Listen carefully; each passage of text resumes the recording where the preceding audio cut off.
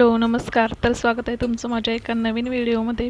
तर आजच्या या व्हिडिओमध्ये मी तुम्हाला पाव किलो डाळीचं प्रमाण सांगणार आहे पुरणपोळीसाठीचं, आणि पुरणपोळी झटपट स्वयंपाक होण्यासाठी काही टिप्स देखील सांगणार आहे. तर व्हिडिओ शेवटपर्यंत नक्की बघा. तर आता मी पहिल्यांदा सगळ्यात आधी पीठ मळते. पीठ भिजवून घ्यायचं, म्हणजे जेवढं पीठ चांगलं भिजेल तेवढं पोळी मऊ आणि लुसलुशीत होते. तर आता इथं बघू शकताय मी थोडं तेल थोडं पाणी घालत एकदम छान अशी कणिक मळून घेते. जेवढी कणिक चांगली भिजेल तेवढी चपाती मऊ होते. तर इथं बघू शकता कशा पद्धतीने कणिक मळून घेतली मी. तर आता मी डाळ शिजवून घेणार आहे. तर ही डाळ 1 वाटी आहे, पाव किलोला थोडीशी कमी आहे. तर ही डाळ 2 ते 3 वेळेला स्वच्छ अशी धुवून घ्यायचे. तर सगळं प्रमाण मी बरोबर परफेक्ट असं सांगणार आहे. तर जे नवीन पुरणपोळी करणारे आहेत त्यांच्यासाठी देखील उपयुक्त असा व्हिडिओ आहे. तर मी तर 1 वाटी डाळ घेतलेली आहे, तर त्यामध्ये 3 वाटी पाणी घालणार आहे आणि डब्यामध्ये शिजवून घेणार आहे. तर यामध्ये मी अर्धा चमचा हळद आणि अर्धा चमचा तेल घालणार आहे. तर अशा पद्धतीनं पुरणपोळीचा स्वयंपाक करून बघा. तर यामध्ये मी ही डाळीचा डबा लावून घेणार आहे. त्यामध्येच मी भाताचा डबा आणि बटाटे देखील लावणार आहे. त्यामुळं गॅसची देखील बचत होते, स्वयंपाक देखील पटकन होतो आणि एका कुकरमध्ये आपली 2 ते 3 कामं होऊन जातात. त्यामुळं मी बटाटे, भात आणि डाळ एकाच कुकरमध्ये लावते. तुम्ही देखील अशा पद्धतीनं नक्की करून बघा. आणि 3 ते 4 शिट्टीमध्ये परफेक्ट अशी डाळ शिजते. आपल्याला 50% डाळ शिजवून घ्यायची. तर इथं कुकर झालेलं आहे आणि इथं बघू शकताय डाळ 50% शिजलेली आहे.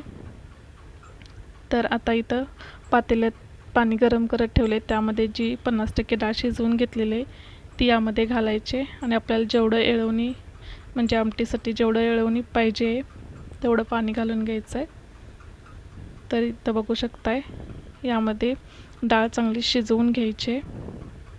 तर इथं बघू शकताय डाळ चांगली शिजलेली आहे. इथं मी तुम्हाला दाखवते. डाळ बघू शकताय डाळ चांगली शिजलेली आहे. आता यातील पाणी आपल्याला काढून घ्यायचं आहे, जे आपण येळवणी म्हणतो. आमच्या भागात याला येळवणी म्हणतात. तर ते आता काढून घ्यायचं आहे साईडला. तर इथं बघू शकताय एकदम पातळ देखील नाही आणि एकदम घट्ट देखील नाही. तर या डाळीमधलं सगळं पूर्ण पाणी आपल्याला काढून घ्यायचं आहे. तर इथं बघू शकताय मी सगळं पाणी काढून घेतलेलं आहे आणि जे काही थोडं शिल्लक राहिलेलं ते देखील आटवून घ्यायचं आहे पाणी आपल्याला.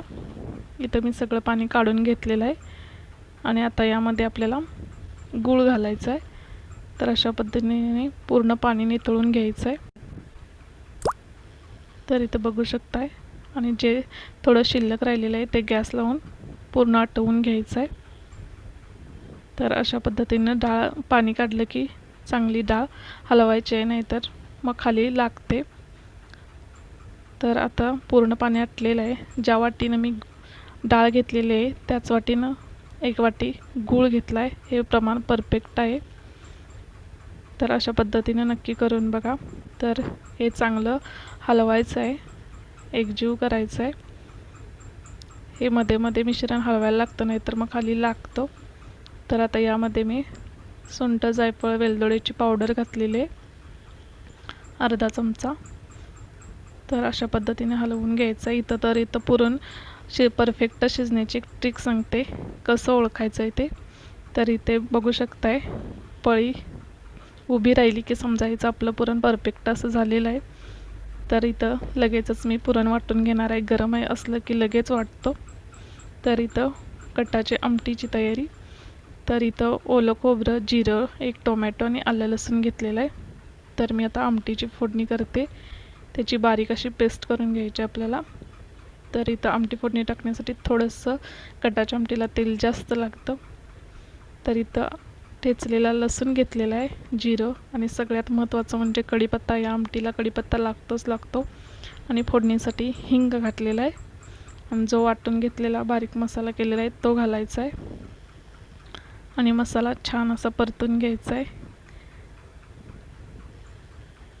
तर इथं बघू शकताय मसाल्याला चांगलं तेल सुटलेलं आहे आता यामध्ये मी एक सिक्रेट मसाला सांगणार आहे, तो म्हणजे मॅगी मसाला.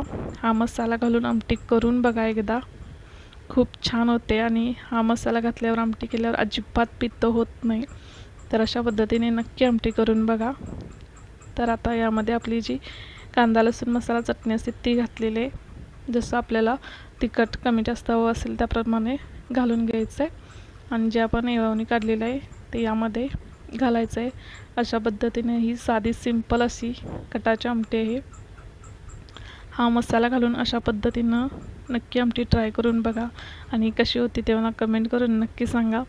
तर यामध्ये आता मी येळवणं घातलेलं आहे आणि लगेचच कलर बघू शकताय आमटीचा.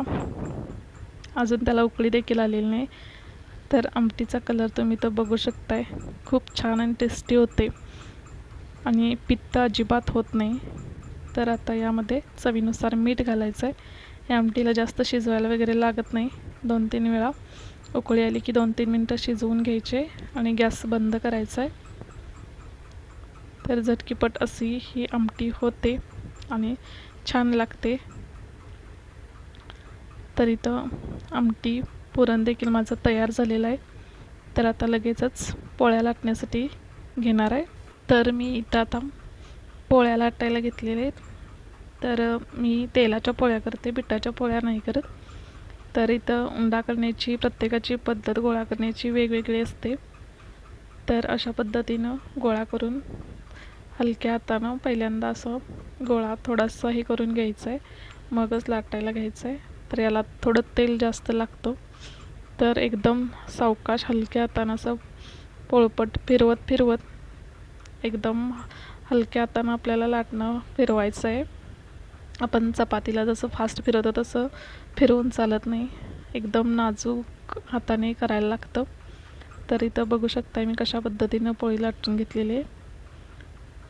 तर पोळी काटाना देखील एकदम छान लाटायला लागते, नाहीतर मग काप एकदम जाड होतात आणि ते भाजत नाहीत व्यवस्थित.